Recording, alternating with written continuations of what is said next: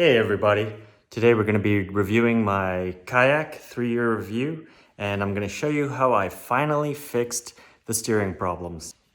Here behind me we have the kayak, and the first thing that broke on me was the bucket.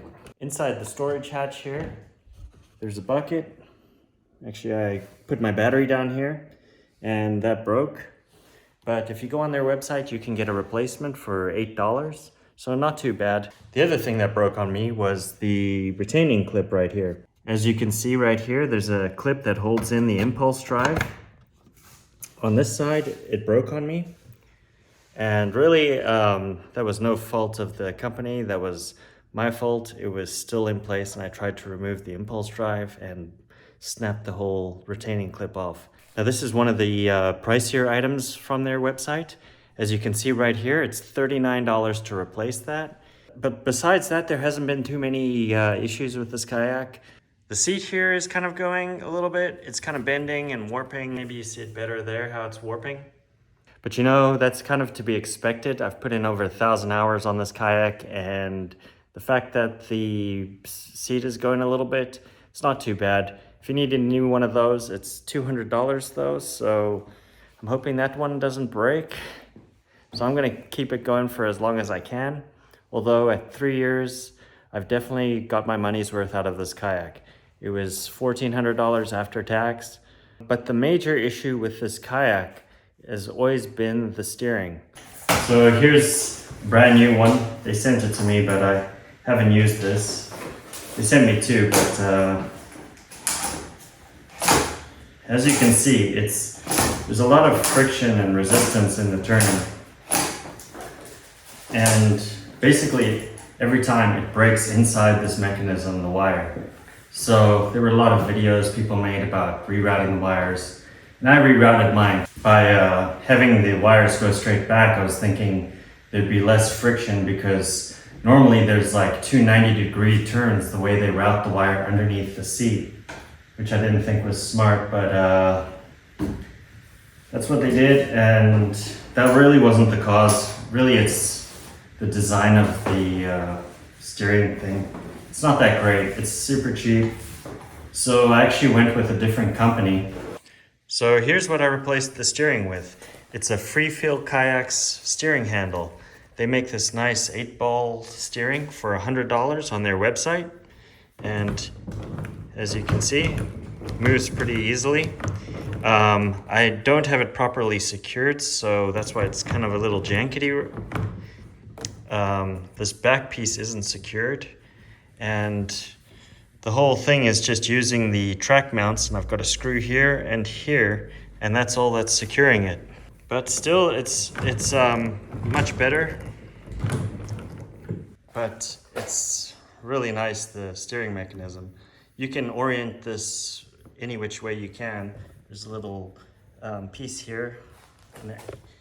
You undo the Allen key right there, and then you can orient this handle any which way you like. I thought this was the best orientation to keep it out of the way. I've used this for about a month now, and it's holding up really well. The steering was about $100, and I'll put a link to the site where you can order these steering from.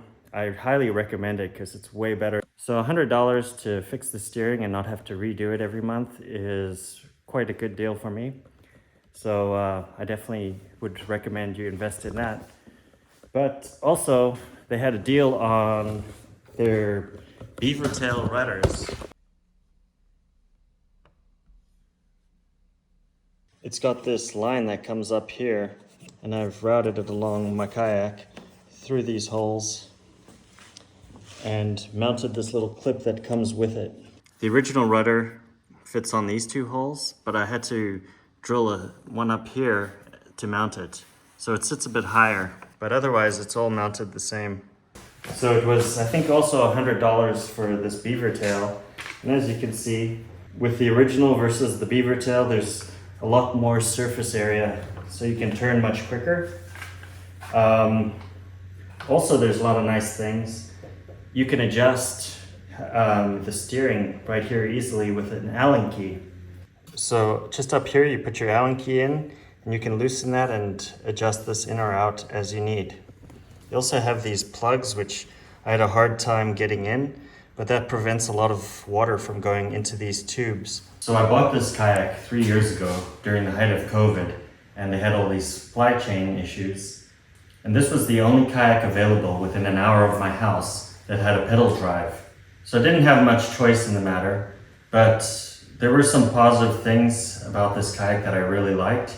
It's super stable. You can stand up on here. That's really awesome out in the waves, especially offshore. I've been out on this kayak just last weekend. It was 7-foot swells with 3-foot wind waves.